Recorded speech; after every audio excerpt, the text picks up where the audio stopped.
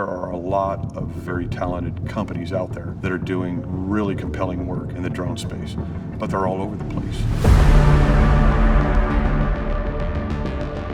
Drones are really hard. Teal can't build everything on its own, but with partners, with companies that we acquire, we can start to build this full picture that can bridge capability gaps for warfighters. Could an automaker build every single part of that car? Sure.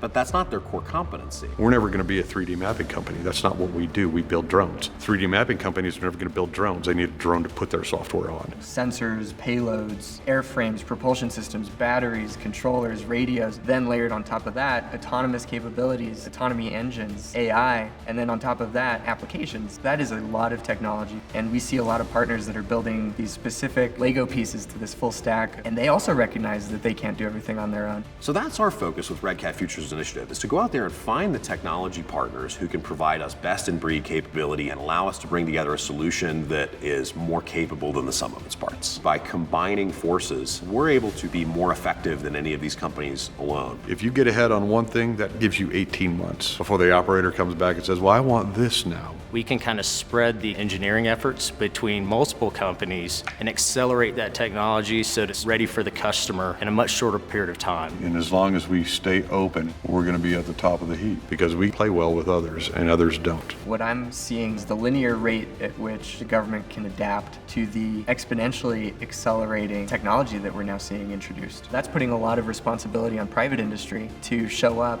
and offer products that warfighters need today. And it's going to take time, but it's unfortunately time we don't have. So that collaborative effort is key to getting across the finish line. Come to Red Cat, tell us the capabilities you're looking for, slam it together, go test it, and there's your solution. Red Cat Futures Initiative is built on three things. Advocacy support. We provide our partners a seat at the table with our policymakers. Access that a lot of these small early stage companies may not have. Integration. Helping these companies integrate with our current products, our future products, and then making sure that they have direct customer feedback.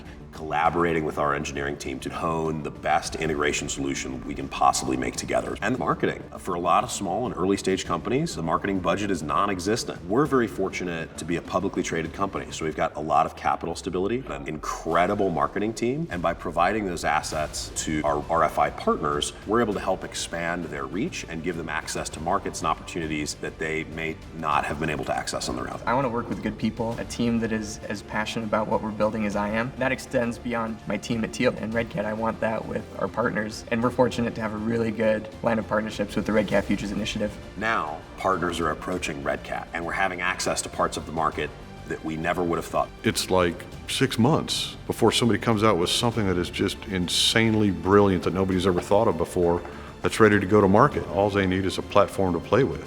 That is a Futures Initiative. It takes a team.